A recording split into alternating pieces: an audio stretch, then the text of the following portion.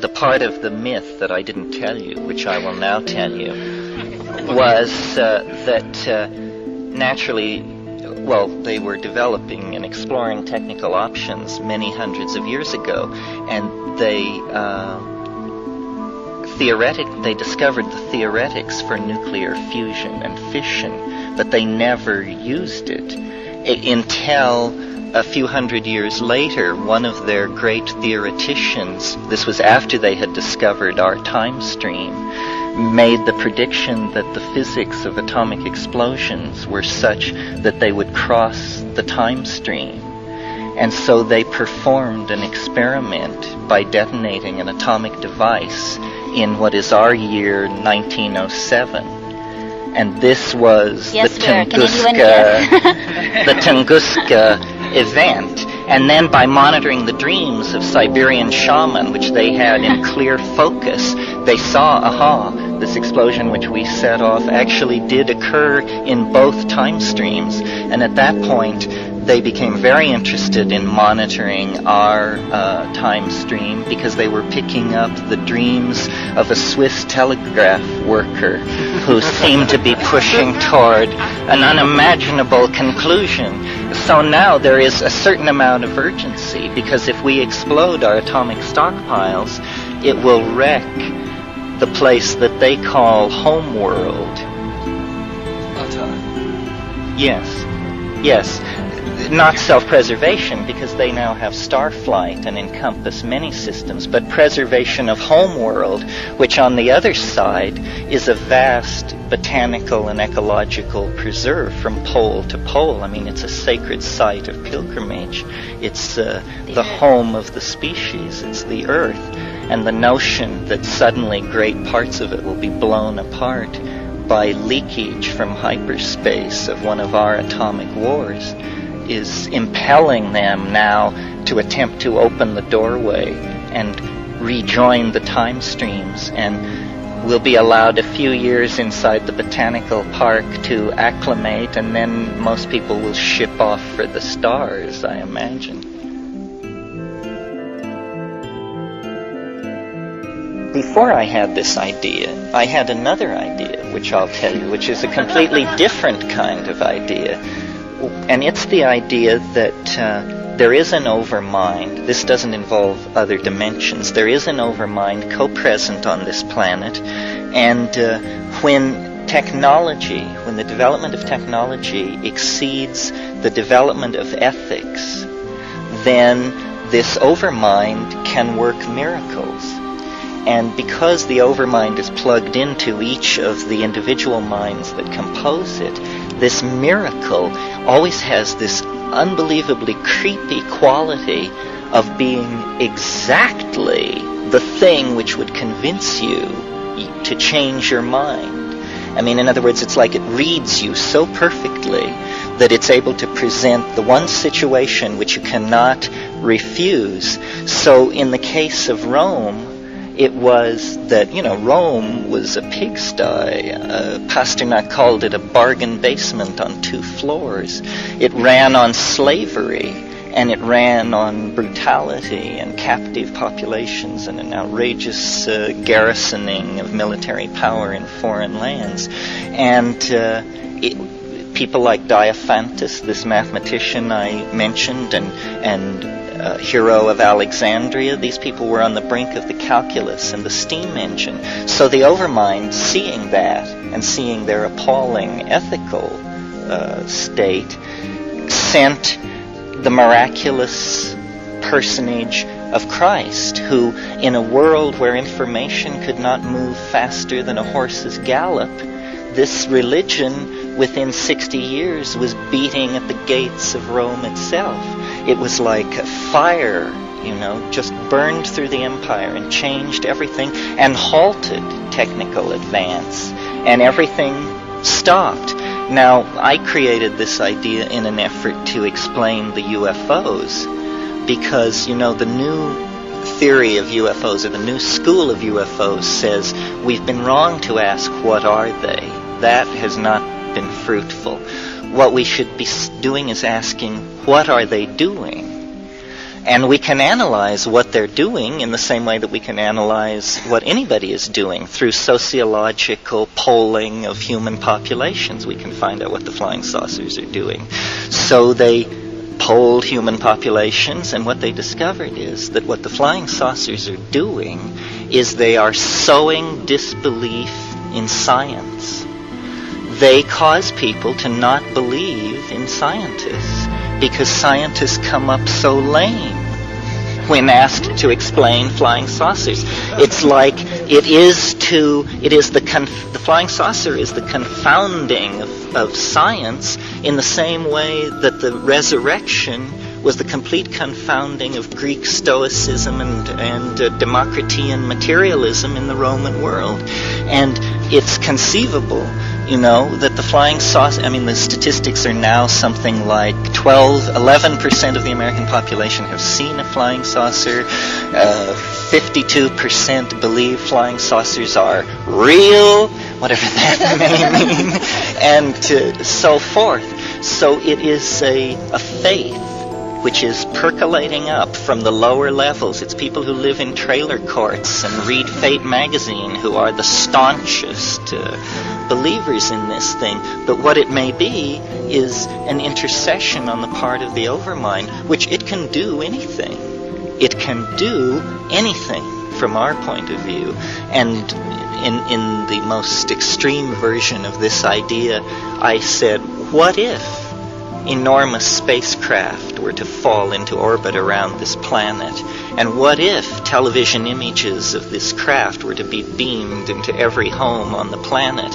And then a teaching revealed some completely mind-boggling thing which you could have thought of it yourself, but you never did, which is always how these things are. And then after 30 days of melting the nuclear arsenals and causing all cancer to appear and curing all infectious diseases and delivering this message, the enormous spacecraft disappeared. 30 days. So then everybody says, my God, we have been abandoned. We have been abandoned again into time. And, history would halt. Everybody would do nothing but study the teachings of the saucer and try and figure out how we could get right with them to get them to come back. Dogmatism, theories of communication, priestcraft, the whole thing. So you see, though I'm fascinated by the flying saucer and what it says about the malleability of mind and matter, I think mature civilizations should not be haunted by messiahs or flying saucers, that these things are like metaphysical spankings imposed from on high that are designed, saying, here it's a boot in the tail, wake up, stop repressing. Well, let's take your two ideas. It's neither one of them is that old. And what does the overmind have to do with or think of the double time stream? Well, now that's a question I never would have asked. You mean if that's true? Now, that was from the demiurge. Is the demiurge related to the overmind? No, I think the demiurge is like a negative expression of But created the universe? How did the overmind get in there to be running the Earth, at least? Well, I think of the overmind as the logos. It's the understanding and self-existence which permeates everything. And the demiurge is the force of matter and time and cosmic destiny that is always trying to lock in the logos and condition it and make it subject to the rules of the physical universe of space and time. And the logos is like something from, this is all Gnostic theology, by the way. This is just straight from the book. The logos is trying to struggle through the labyrinth of the material universe to escape, to rejoin the real source of itself, which is outside of matter. Matter is viewed as an entrapment.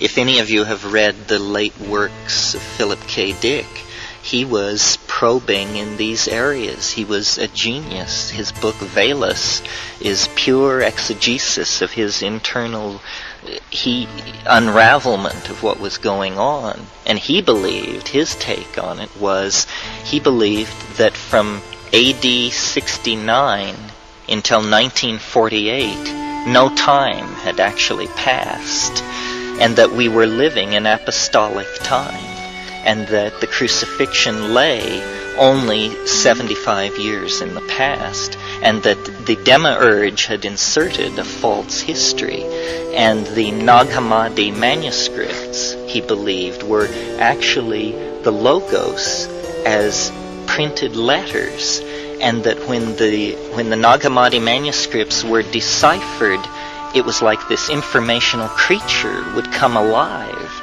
and again be present on the earth, that the Logos, beginning in 1948, was beginning to infuse everything, and that shortly it would dissolve the illusion of the intervening 1860 years, or whatever it was, and then we would realize that the prophecy would be fulfilled and that the last days were upon us. That's right. That's right. I'm always trying to find physical models for these transcendental hallucinations, and the one which fits this is a few years ago this Scandinavian astronomer Hans Alfvén wrote a book called Worlds and Anti-Worlds, and in it he talked about what's called a vacuum fluctuation. A vacuum fluctuation is where suddenly, out of nothingness, there emerge a stream of particles, and they are equally particles and antiparticles, and they sail along for a period of time, and then they collide again, and each particle is destroyed by its antiparticle, and so what is called parity is conserved, meaning that when you add up all the charges, positive and negative, you get zero. So it's okay that this matter came from nothing and returned to nothing. This violates no laws as long as parity is conserved. But the interesting thing about this phenomenon, which is called a vacuum fluctuation, is that there seems in quantum mechanics no rule which would limit the size of such a phenomenon as this.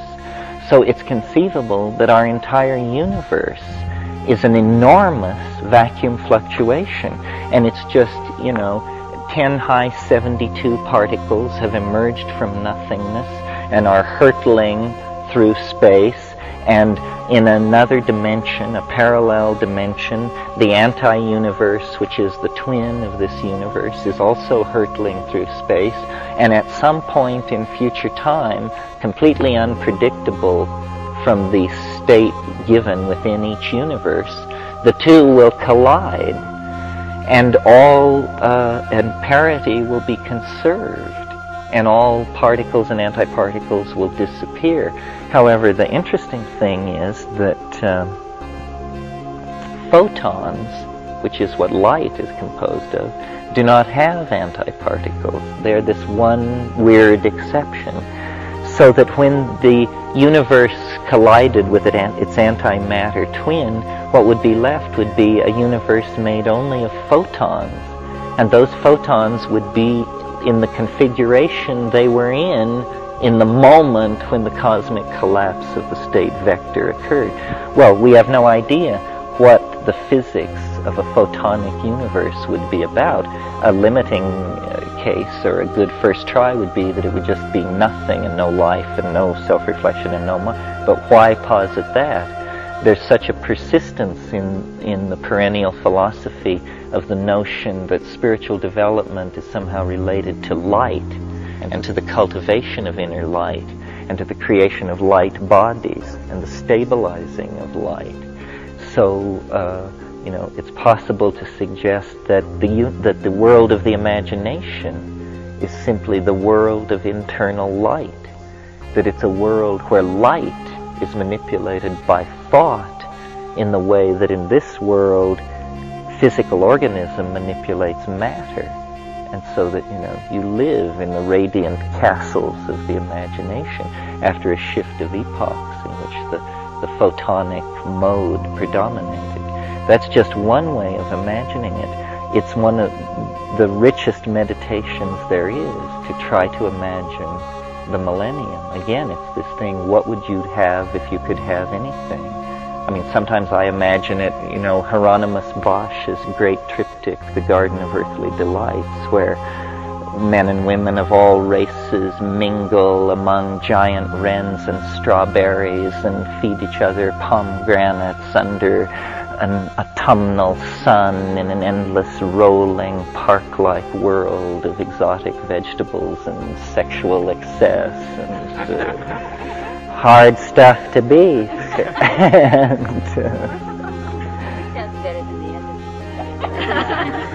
You can really take a readout on yourself by seeing how would you like things to be. You know, I mean, sometimes my fantasy is I would like to be alone on a starship 10,000 light years from home with all the books in the universe, and I would dress like Captain Ahab, and I would stride around the catwalks inside this echoing starship, and faithful robot slaves would bring me crumbling volumes of ancient lore, which I would say, no, this is a little too Vincent Price.